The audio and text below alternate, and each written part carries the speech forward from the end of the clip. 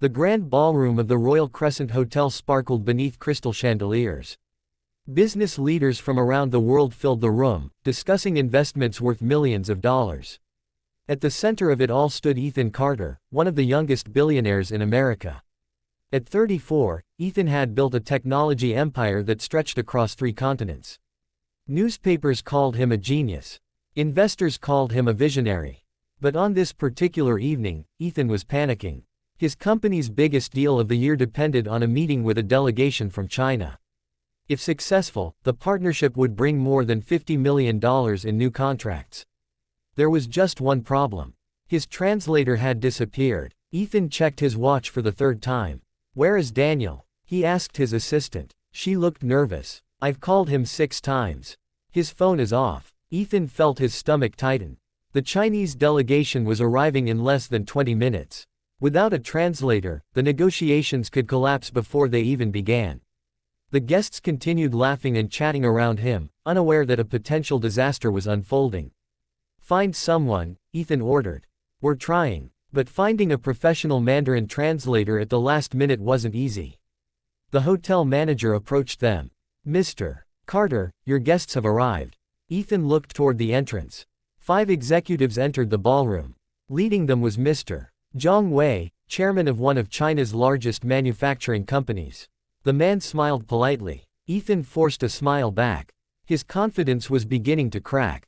As introductions started, Ethan realized the situation was worse than he thought. Only one member of the delegation spoke basic English. The others relied heavily on Mandarin. A misunderstanding now could destroy months of preparation.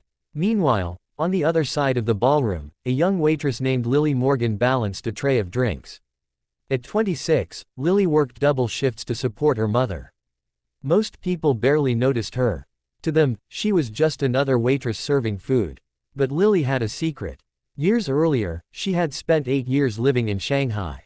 Her father had worked there as an engineer, and Lily had attended local schools. She spoke Mandarin almost as fluently as English.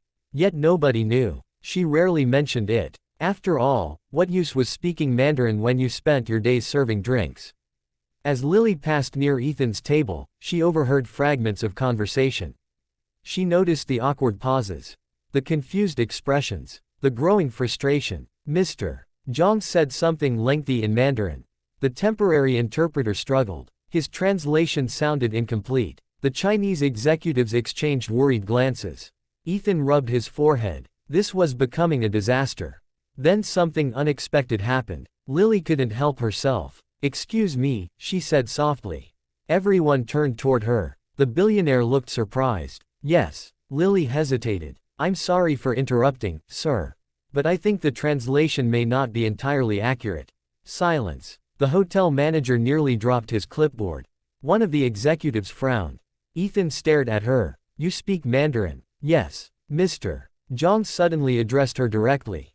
Fluent Mandarin flowed from his lips. Without hesitation, Lily answered. The Chinese executive's eyes widened. A smile spread across his face. The other delegates immediately became excited. For the first time that evening, they looked relaxed. Ethan could hardly believe what he was seeing. "What did he say?" Lily turned toward him. "He said he's impressed that someone here speaks Mandarin so naturally. He thought he was back in Shanghai." Several delegates laughed. The tension in the room vanished. Instantly, Ethan felt a spark of hope. "Would you be willing to help us?" he asked. Lily looked at her waitress uniform. "I'm not exactly dressed for corporate negotiations." Mr. Zhang said something else. She translated. "He says great communication matters more than expensive suits." The entire table laughed. Even Ethan smiled. "Please," he said. "You'd be saving my evening." Lily glanced at the hotel manager. The manager nodded. "Go ahead." For the next 2 hours, Lily sat beside some of the world's most powerful executives. At first, she felt nervous. She had never participated in high-level business negotiations. But language was language, and understanding people was understanding people. Soon, she was translating complex discussions with remarkable precision. Technical specifications, manufacturing timelines, investment proposals. Nothing seemed to challenge her.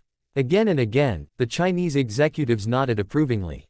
Ethan watched in amazement. The young waitress wasn't simply translating words. She was translating meaning. Whenever cultural misunderstandings appeared, she bridged them effortlessly. When one side became confused, she clarified.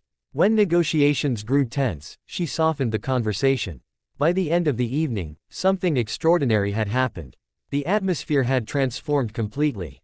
Mr. Zhang stood and extended his hand. Ethan shook it. The partnership was approved. A deal worth millions had been secured.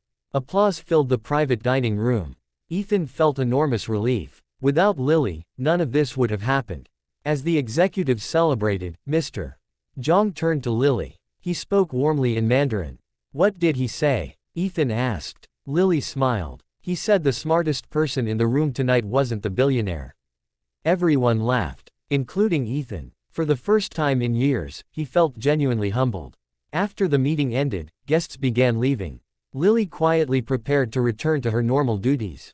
But Ethan stopped her. Wait. She turned around. Yes, I owe you more than a thank you. She shook her head. No, you don't. You saved a multi-million-dollar partnership.